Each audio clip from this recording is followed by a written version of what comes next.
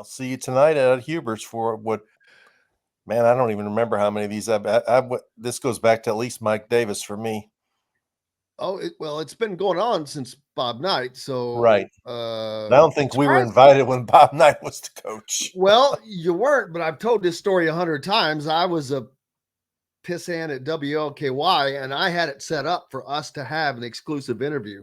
I think it was the first year, and the goofball who was running the local IU Alumni Association was the only person. He had no involvement in it. This was approved by Knight and everything, and but he wouldn't. This guy wouldn't let us even in the door. Knight ended up hearing about it and taking care of us later. But it's so funny when people think they have a little bit of authority. But yeah, tonight is the first and last time I've talked about that we get to speak to the coaches for a minute, both football, and it'll be the first time a lot of people have gotten to see up close and personal Curt Cignetti, and I think that he's going to do what he usually does, and that's set the tone of. But that's who he is. It's not like it's an act. He is who he is. And in the break, you wondered about who's going to make the bigger impression. I think Cignetti makes an impression wherever he goes, and just by being him. He's a no nonsense, no BS kind of a guy, and so it is going to be interesting to see the different takes on these guys from the crowd tonight. Yeah, I agree with you. I don't think it's any question that Cignetti will be the more dynamic speaker. He's already fired a bunch of memorable lines out into the social media world that people have clung on to. It was interesting in the passing of Bill Walton. I went back and was reading parts of Seth Davis's book about John Wooden, and I found a quote from John Wooden when he went to UCLA. It said something to the effect of, I've never had a losing season before, and I certainly don't intend to start now. And that's similar to what Cignetti said. I'm not saying he got it from John Wooden or from that book, but it's like, wow, that's pretty interesting that his mindset is the same as John Wooden's. And I think to this point, he's done a pretty, airtight job of building not just enthusiasm about IU football, but sort of building some belief that's, substantive change is going to come, that he understands what the problems were, that he's going to fix them, and he's going to build a culture and a team that, I'm not saying they're going to win big, but they're going to be competitive and they're going to look like a coached football team this season. He's got a plan. He sticks to the plan. He's going to execute it. And I think I think his goal tonight will be to get more people converted to come into games, and I think he'll achieve that. Absolutely, and they need that. The Indiana football program is not one that can sit back and not do that. They have to have, especially in this day and age, they have to start making money. More money, and besides the TV money that they're getting just by being part of the Big Ten, they've got to start bringing in people, selling merchandise, all the things that go along with that, because of how things are about to change even more than they have already changed. Yeah, I mean, you've got to make it be a happening. You've got to create a happening before the game of saying that's something I want to be a part of. People are talking about that. It sounds like fun. A certain percentage of fans don't live in Bloomington, whether they're coming from, this area, whether they're coming from Indianapolis, Columbus, Terre Haute, Kokomo, wherever. They have to make plans to come to IU football games. So you have to make them, until you're a consistently winning program, you've got to give them something to say, if I come down there, I'm going to have a good time. So that's on the administration to create an environment around the game where it's fun. And then it's up to him to create an environment first that people believe that they have a chance to win some of these games. You can't have it continue to be where there's just so many games like, I'm not going to go to that. They got no chance. It can't be that way. And so you start out by, beating the Rutgers or the Marylands or the Purdues or the Northwesterns. And then later on down the line, maybe you pick off an occasional, higher level team in the Big Ten. But they got a very entertaining schedule this year. It's set up; they can get off to a good start, and we'll see if he can take advantage of it. And the fact that this is his first chance to get in front of people, to start drawing them towards a different sport, football. That's not something that IU fans are really accustomed to. They've been in and out of like, it's like the Charlie Brown syndrome here over the last few years with the up and down. It's like, oh man, they're like, damn it. They sold out that Cincinnati game and things were ready to just take off like a rocket. And then it just fell off.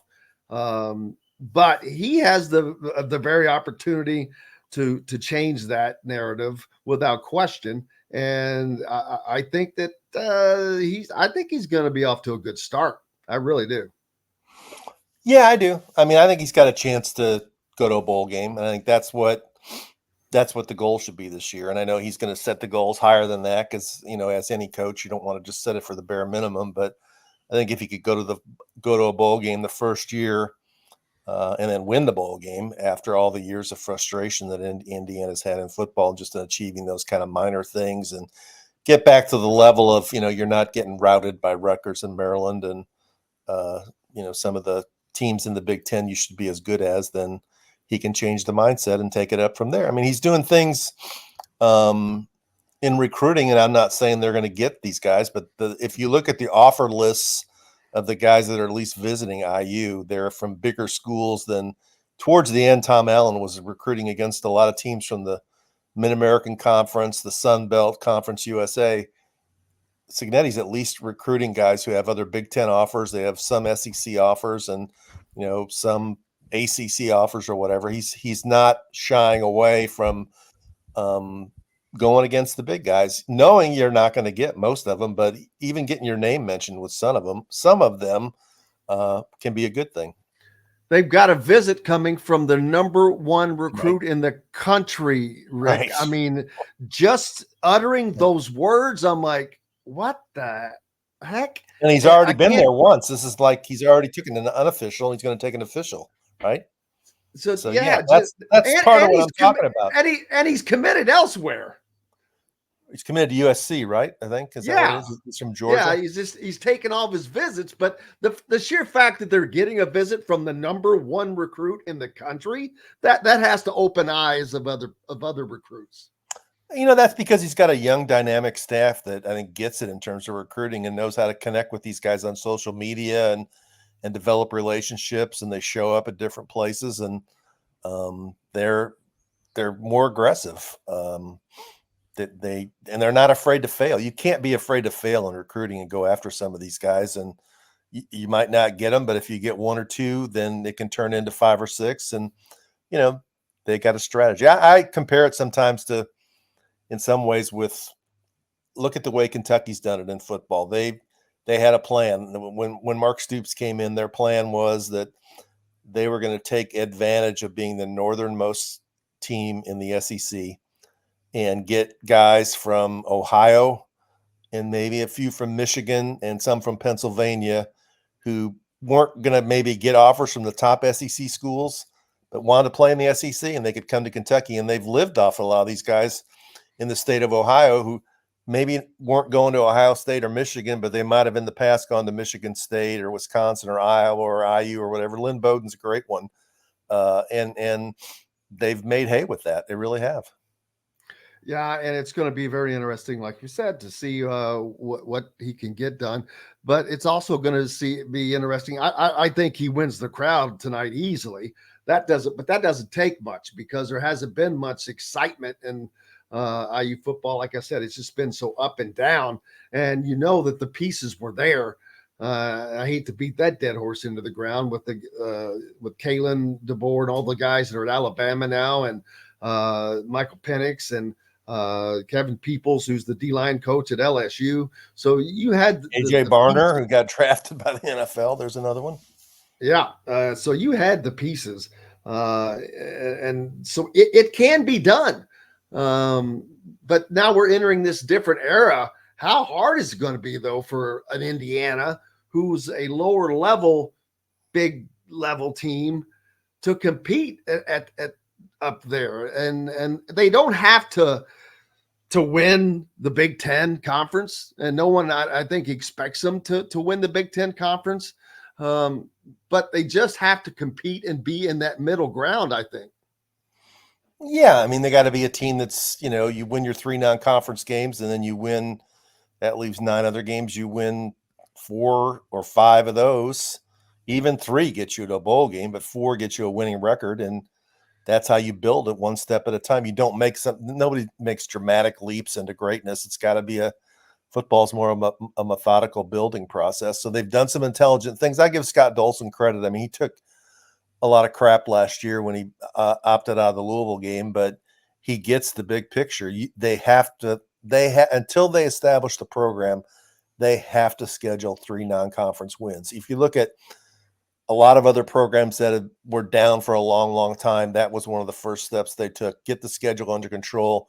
You schedule yourself 3 non-conference wins, and you go from there. And I think that Cignetti, coming from a place in his career where everywhere he's gone, he's dealt with losing mentality, losing tradition.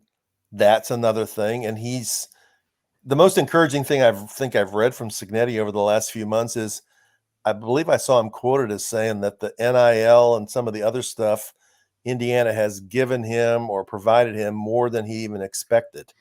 Yeah, so I saw that too.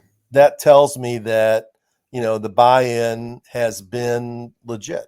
And, that's a key part of it. I've read, isn't it going to be changed this year where they're going to be like Bloomington restaurants are going to have food around it's not just going to be concession stand food. They're going to have other options for food around the stadium to try and make it a better experience. That's the kind of stuff they have to do to get people to come to the games and stay at the games. We all know the problems.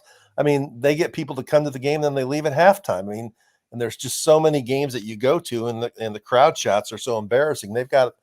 That's one thing they've got to work on to get people to invest in coming to football games and staying at football games. Hello, everybody. Jim Coyle with Indiana Sports Beat Radio, and thank you for enjoying our content and videos. And make sure you hit that subscribe and notifications toggle so you don't miss out on anything, whether it's Indiana Hoosiers, the Boilers, the Colts, the Pacers, Indiana high school action, whatever is happening in sports. We're trying to bring it all to you, and make sure you don't miss out on a thing. Again, hit the subscribe button for us. Helps us out a ton. We appreciate each and every one of you. Thank you so much.